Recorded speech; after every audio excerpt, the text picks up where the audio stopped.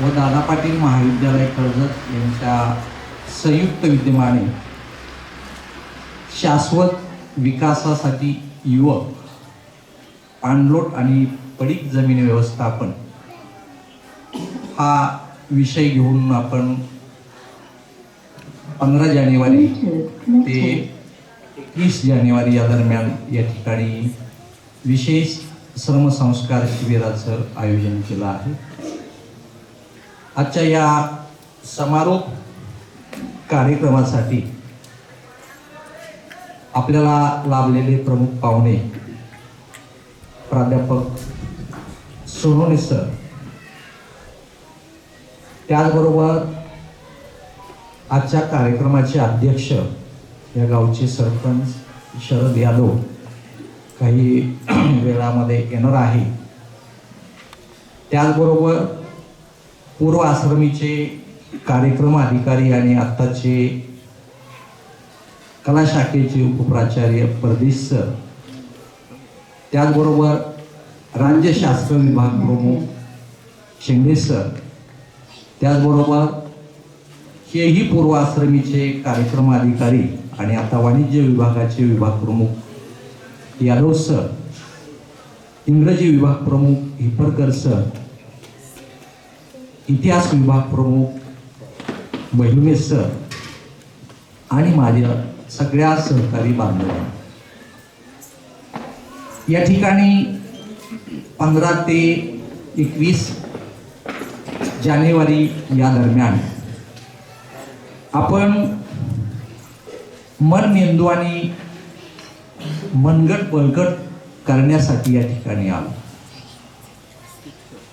मन, मेंदू आणि मनगट हे बळकट करण्यासाठी आपण या शिबिरामध्ये सहभागी झालो.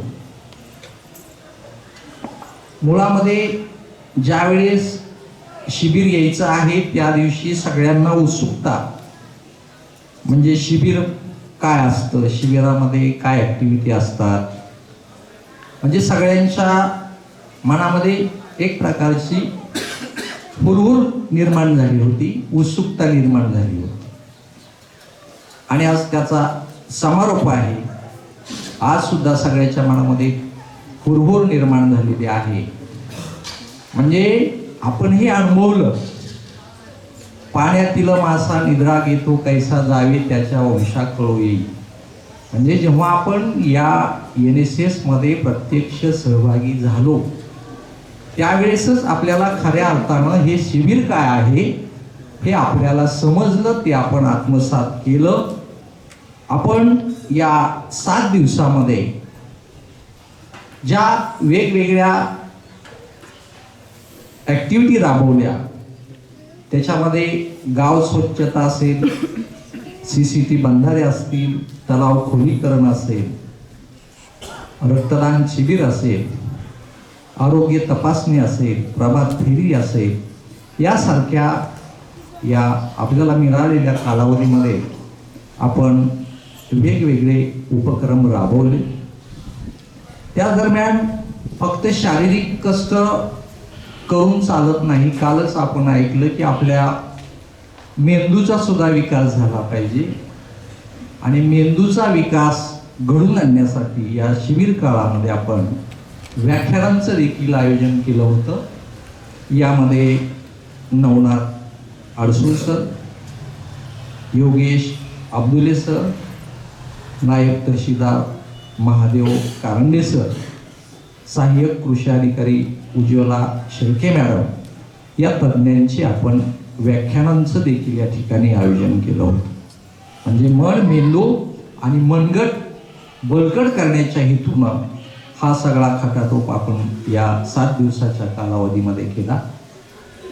त्याचबरोबर फक्त काम करून आणि मेंदूला चालना देऊन चालत नाही, तर पोटोबा देखील आपला तेवढाच महत्त्वाचा आहे.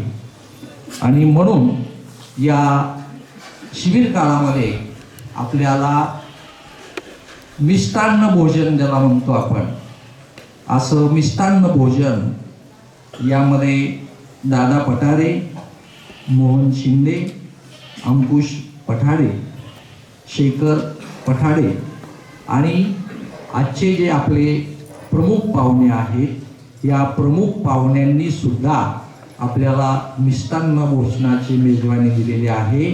सगळ्यांनी एकदा NSSच्या टाळ्यांनी त्यांचा स्वागत करायचं. आणि त्याचबरोबर काल आपल्याला ज्याचा ताल राहिला नाही, म्हणजे 7 खाऊ 10 खाऊ का 15 खाऊ, अशा समस्त गावकऱ्यांनी आपल्याला सगळ्या गावाला गुलाबजामुन आणि काही शिपी आमटी जेवण दिलं. त्या समस्त गावकऱ्यांचा सुद्धा यामध्ये सहभाग आहे.